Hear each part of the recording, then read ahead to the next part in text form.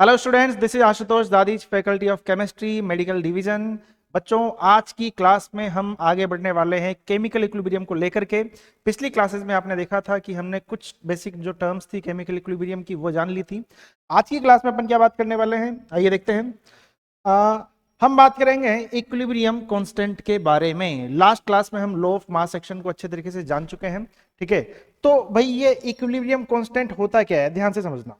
यदि हम equilibrium constant की बात करें तो इसको रिप्रेजेंट किससे किया जाएगा, के ई क्यू इसका रिप्रेजेंटेशन रहेगा, ठीक है। अच्छा, ये होगा क्या, ध्यान से समझिएगा। ये अपना होगा के एफ अपॉन के बी। अब आपके दिमाग में आ रहा होगा सर ये के एफ क्या है, के बी क्या है। अभी बताता हूं आपको, है ना। जैसे कि मान के चलिए कि अपने पास में कोई रिएक्शन है। रिएक्शन को लिखिए कि N1A plus N2B reversible reaction है, N3C प्लस N4D, ठीक है। यानी कि अपन ने A के N1 मोल लिए हुए हैं, B के N2 मोल लिए हुए हैं, और यहाँ पे C के प्रोडक्ट C और D के N3 और N4 मोल बन रहे हैं, ठीक है। अच्छा, यदि मैं यहाँ पे लॉ ऑफ मास एक्शन लगाता हूं तो वो किस तरीके से काम करने वाला है, देखिएगा। यदि मैं फॉरवर्ड रिएक्शन पे लगाता हूं तो उसके लिए क्या होने वाला है, तो आप क्या बोलेंगे, फॉरवर्ड रिएक्शन के लिए रिएक्टेंट क्या है, ए और बी है। तो हम क्या करेंगे यहाँ पे, according to law of mass action R F कितना आ जाएगा। तो आप क्या बोलेंगे, सर लास्ट क्लास में हमने सीखा है कि लॉ ऑफ मास एक्शन में जब एक प्रोपोर्शनलिटी का साइन हम हटा देते हैं, ठीक है, तो वहां पे क्या आता है, एक कांस्टेंट आता है। वो कांस्टेंट क्या है, वही है अपना इक्विलिब्रियम कांस्टेंट या फिर रेट कांस्टेंट अपन उसको यहाँ पे बोलेंगे, ठीक है। यदि हम पर्टिकुलरली फॉरवर्ड और बैकवर्ड के बारे में बात कर रहे हैं तो, ठीक है। तो क्या होने वाला है, के एफ। अच्छा, रिएक्टेंट कौन कौन से हैं, ए और बी हैं, तो ए की पावर क्या आएगा, N1।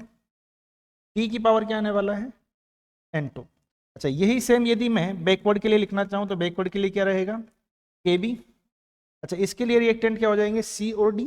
तो सी की पावर N3 और डी की पावर N4। अच्छा, जैसा कि आपको पता है जब मैंने चैप्टर की स्टार्टिंग की थी तो वहां पे अपन ने कैरेक्टरिस्टिक्स देखे थे इक्विलिब्रियम के, ठीक है। तो वहां पे मैंने क्या बोला था कि जब इक्विलिब्रियम आता है उस टाइम पे जो रेट ऑफ फॉरवर्ड रिएक्शन है और रेट ऑफ बैकवर्ड रिएक्शन है वो क्या हो जाती है बच्चों, इक्वल हो जाती है। तो हम एक काम करते हैं, हम यहाँ पे इक्वेशन नंबर 1 और इक्वेशन नंबर 2 इन दोनों को इक्वल कर देते हैं, ठीक है। यदि मैं इक्वेशन नंबर 1 को यदि मैं इक्वेशन नंबर 1 को 2 के इक्वल कर देता हूं तो क्या आने वाला है, तो आप देखेंगे कि sir R F is equal to R B. Clear है। अच्छा देखो, आर एफ क्या लिखा हुआ है अपने पास में, तो आप देखेंगे R F is equal to K F A to the power N1 B to the power N2। R F क्या हो जाएगा, A to the power K F A to the power N1 और B to the power N2। अच्छा, R B क्या है अपना, तो आप क्या बोलेंगे, this will be K B C to the power N3 and D to the power N4। अच्छा, अब मैं इसको थोड़ा सा अरेंज करता हूं किस तरीके से, तो आप देखेंगे कि सर मैं के एफ के नीचे क्या लेके आ जाता हूँ, के बी को लेके आ जाता हूँ, के बी। और इधर ये टर्म क्या बन जाएगी अपनी, तो आप बोलेंगे sir C to the power N3 और D to the power N4। और नीचे क्या आ जाएगा, तो आप क्या बोलेंगे sir A to the power N1 और बी टू दी पावर। अच्छा, यहाँ पे देखो क्या लिखा हुआ है, के एफ अपॉन के बी। क्या जाना पहचाना लग रहा है क्या, हाँ बिल्कुल जाना पहचाना लग रहा है। अभी थोड़ी देर पहले अपन ने लिखा है कि के एफ और के बी के रेशियो को अपन क्या बोलने वाले हैं, के ई क्यू, यानी किसी को हम क्या बोलने वाले हैं, इक्विलिब्रियम कांस्टेंट, ठीक है। देखिएगा, जो इक्विलिब्रियम कांस्टेंट है वो क्या आ चुका है, तो आप देखेंगे sir equilibrium constant will be equal to the, ऊपर क्या लिखा हुआ है आपके सामने, तो आप देखेंगे ऊपर कंसंट्रेशन किसकी लिखी हुई है, प्रोडक्ट्स की, और नीचे जो कंसंट्रेशन लिखी हुई है ये किसकी लिखी हुई है, रिएक्टेंट की, ठीक है। ये देखिएगा, यानी कि जब भी हमें इक्विलिब्रियम कांस्टेंट लिखना है तो ऊपर तो हमें प्रोडक्ट्स को रखना है और नीचे क्या रखना है, हमें रिएक्टेंट्स को रखना है। क्लियर है इतनी बात, ठीक है। बढ़े आगे। अच्छा, यदि मैं इसके एग्जाम्पल देखूं तो एग्जाम्पल किस तरीके से देख सकते हैं अपन, जैसे मान के चलिए आपके सामने कोई एक रिएक्शन दी हुई है। Example first, N2 gas state में है plus H2 gives you twice NH3, ठीक है। ये हेबर प्रोसेस अमोनिया की रिएक्शन है, अमोनिया बनाने की। तो ये आपका अमोनिया बन चुका है। अच्छा, इसके पहले ये रिएक्शन डी में लिखता हूं, उसके पहले मैं आपको थोड़ा सा दिखा देता हूं कि जो अपन ने यहाँ पे के ई क्यू जो लिखा था, है ना, उसको अपन दो फॉर्म में लिख सकते हैं। कैसे? जैसे इधर देखिएगा, यदि मैं के ई क्यू की बात करूं तो दो टर्म में आएगा ये। एक तो के ई क्यू को अपन के सी भी लिख सकते हैं, और जो इक्विलिब्रियम कांस्टेंट है उसको हम केपी के भी इक्वल लिख सकते हैं। क्लियर है? अच्छा सर, ये केसी के इक्वल कब लिखेंगे और केपी के इक्वल कब लिखेंगे? अच्छा, यदि मैं यहां पे जो एक्टिव मासेज हैं, यदि मैं जो एक्टिव मासेज हैं उनको यदि मैं कंसंट्रेशन के टर्म में लिख रहा हूं, तब तो मैं क्या लिखूंगा? केसी लिख दूंगा। लेकिन यदि मैं एक्टिव मासेज को प्रेशर की टर्म में लिख रहा हूं, एक्टिव मासेज को प्रेशर की टर्म में लिख रहा हूं, तो मैं वहां पे क्या लिखूंगा? केपी लिखूंगा। ठीक है, एग्जांपल की थोड़ी चीजों को समझते हैं कि केपी और केसी को किस तरह से लिखा जा रहा है। तो देखिएगा, एग्जाम्पल है अपने पास में N2 + 3H2 gives you twice NH3। यदि मुझे इसके लिए इक्विलिब्रियम कांस्टेंट लिखना है KEQ, तो वो किस तरीके से लिखूंगा मैं? अच्छा, मैं सबसे पहले क्या कर रहा हूं, मैं इसको कंसंट्रेशन की टर्म में लिख रहा हूं, यानी कि जो एक्टिव मासेज हैं, यानी कि जो एक्टिव मासेज हैं उनको मैं किसके टर्म्स में लिख रहा हूं? In terms of concentration. तो मैं जो केमिकल इक्विलिब्रियम कांस्टेंट है उसको क्या लिखूंगा? केसी लिखूंगा। अच्छा, ये होता क्या है भाई मेरे? तो आप क्या बोलेंगे सर, ऊपर तो क्या आएंगे?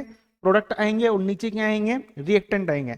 अच्छा, प्रोडक्ट क्या है अपने पास में? NH3, तो NH3 की कंसंट्रेशन, अच्छा उसकी पावर, जो उसका स्टोइकियोमेट्रिक कोएफिशिएंट है 2। अच्छा, नीचे क्या आएंगे? रिएक्टेंट। रिएक्टेंट कौन कौन से है अपने सामने? N2 है, और उसकी पावर कितना? 1 आएगा। H2 कितना आ जाएगा यहाँ पे? 3 आ जाएगा। ठीक है, ये आपके सामने बन करके तैयार हो गया। ये क्या है? आपका केसी है। क्लियर है? अच्छा, आगे देखते हैं। यदि मैं एक्टिव मासेस को प्रेशर की टर्म में लिख रहा हूं,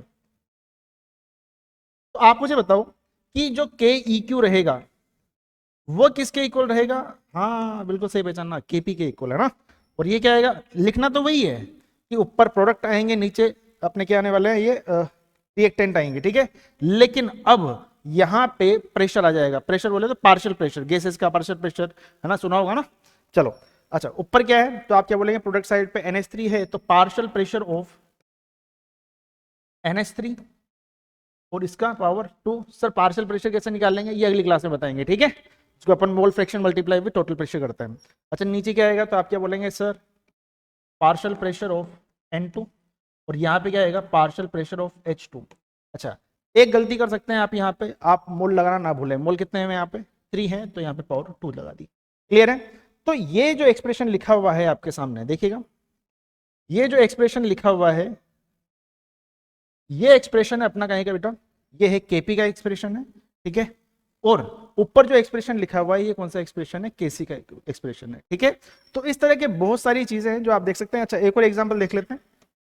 जैसे कि मान के चलिए आपके सामने लिखा हुआ है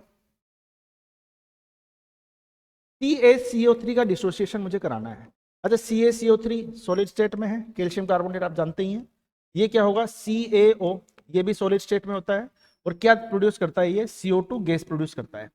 अच्छा, यदि मैं इसके लिए केसी लिखना चाहूं, तो केसी कैसे लिखूंगा? तो आप क्या बोलेंगे? सब प्रोडक्ट ऊपर आएंगे। ठीक है, अच्छा एक्टिव मास किसका? CaO। अच्छा, CaO किस फॉर्म में? सॉलिड फॉर्म में है, तो इसका एक्टिव मास कितना मानेंगे? 1 मानेंगे। ठीक है, अच्छा CO2 किस फॉर्म में है अपनी? यहाँ पे गैसेस फॉर्म में है, तो आराम से इसके लिए लिखा जा सकता है। तो हम देखेंगे कि सर कैसे लिखने के लिए, अच्छा कंसंट्रेशन की टर्म में लिख रहे हो तो सीधा कितना लिख दो? CO2 की कंसंट्रेशन। अच्छा, नीचे देखो, नीचे क्या आएगा? नीचे रिएक्टेंट आने वाले हैं, लेकिन रिएक्टेंट तो एक ही है, वो भी क्या है? सॉलिड है, यानी कि उसका एक्टिव मास कितना? 1। तो नीचे भैया कुछ भी नहीं आएगा। ठीक है, ये लो, यानी कि जो केसी होगा वो सीधा क्या हो जाएगा? कंसंट्रेशन ऑफ CO2, है ना। अच्छा, यदि इसी के लिए मुझे केपी लिखना हो तो क्या करूंगा? तो आप बोलेंगे सर केपी के लिए, अच्छा पार्शियल प्रेशर किसका? CO2 का, पार्शियल प्रेशर ऑफ CO2। अच्छा, सॉलिड है, सॉलिड क्या प्रेशर लगाता है क्या? नहीं लगाता है, यानी कि साथ में कुछ नहीं आएगा। अच्छा, रिएक्टेंट वो भी सॉलिड है, कोई प्रेशर नहीं लगाएगा, यानी केपी कितना आ जाएगा? पार्शियल प्रेशर ऑफ CO2 के इक्वल आ जाएगा। ठीक है, इस तरीके से आप बहुत कुछ कर सकते हैं। अच्छा, एक और एग्जांपल दिखा देता हूं आपके सामने। जैसे कि आप देखो NH4OH है, NH4OH।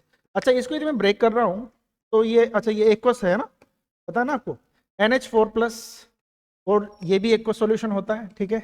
अच्छा ये क्या है, OH माइनस आयन ब्रेक में हो रहा है ये, तो ये भी एक्वस है, आयंस को इसमें लिखा जाता है। अच्छा इसके लिए हम Kc यदि डिफाइन करें तो Kc क्या आएगा, तो आप क्या बोलेंगे सर NH4OH यानी कि NH4 प्लस की कंसंट्रेशन ऑफ OH माइनस, अच्छा डिवाइडेड बाय रिएक्टेंट क्या है अपना, ये रहा NH4OH इसकी कंसंट्रेशन, ठीक है।